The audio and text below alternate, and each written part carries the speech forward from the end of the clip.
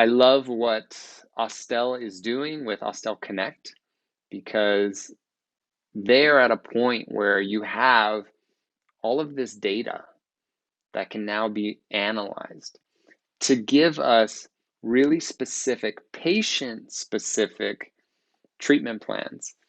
I think that so much in dentistry that we do now is very broad, right? You figure out what works in your hands, and you do that for almost every patient. And what AI is going to do is do specific treatment plans for specific patients. So, about OsstellConnect, when you place an implant, depending on that patient's bone, their medical history, their musculature, all these different data points taken into account, and then you add in what Osstell is doing, that's just one more data point that allows us to say, we may have done a 90-day healing period for patient A, but for patient B, it may be 99 days or maybe 80 days.